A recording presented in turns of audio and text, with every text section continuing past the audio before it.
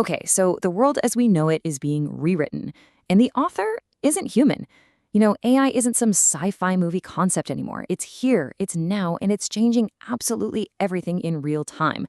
In this explainer, we're going to follow the code from the server to the street and see exactly how it's rewriting our lives, our companies, and maybe even our future as a species.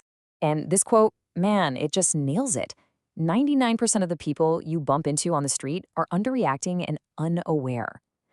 This is really our starting point because it captures this huge silent revolution that's happening right under our noses. This isn't just another tech fad.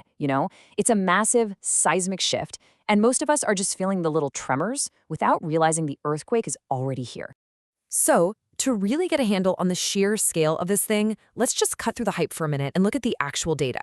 Because the numbers, they tell a story of a technological tipping point that is frankly unlike anything we have ever seen before. Let's dive in. And right away, you see this incredible divide. Look at this. Only about 23% of the public feels optimistic about AI. But you ask the experts, the people actually building these systems every single day, and that number skyrockets to 73%. I mean, that's not a small difference of opinion. That is a massive chasm between the folks on the front lines and, well, the rest of us. And this just illustrates the insane speed we're dealing with. Think about it. It took decades for PCs and the internet to get into most people's hands. Generative AI, it hit 53% global adoption in just 3 years. This technology isn't just knocking on the door anymore, it's already in the house, and it's busy rewriting the blueprints. Now, this whole acceleration thing isn't happening in some kind of bubble.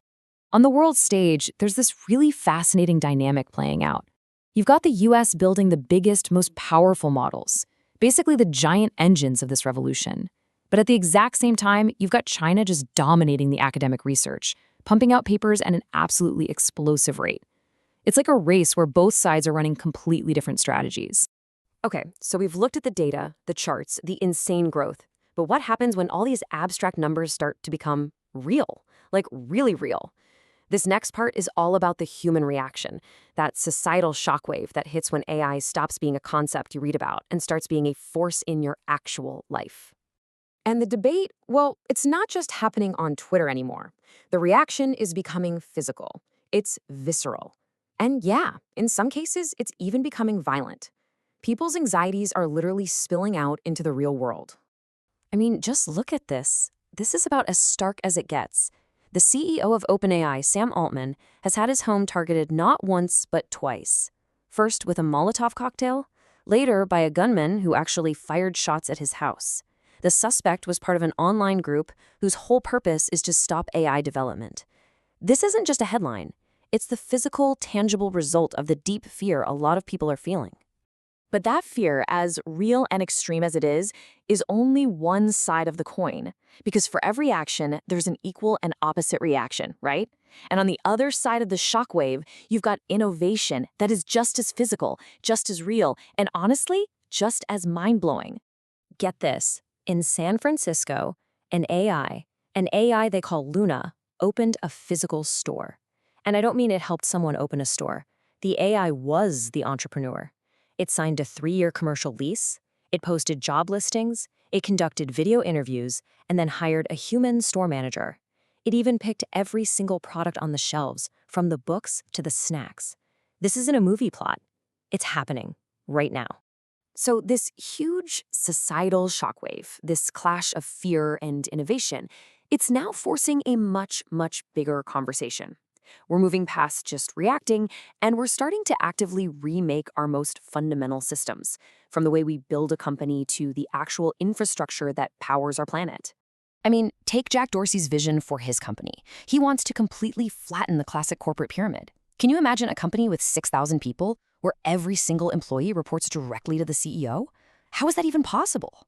Well, the idea is to use an intelligence layer of AI agents to manage and coordinate pretty much all the work. It's a total reimagining of what a company even is. But this great remaking is starting to hit some very real physical walls. All of this AI needs a truly staggering amount of power and an incredible number of data centers. And, well, local communities are starting to push back hard.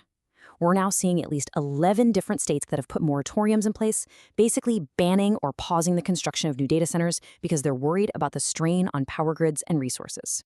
And that pushback, it has a very real price tag, a whopping $98 billion. That's how much value in data center projects has been blocked or delayed by local opposition. This is the terrestrial bottleneck, right? The digital revolution's incredible thirst for power is running headfirst into the physical limits of our world.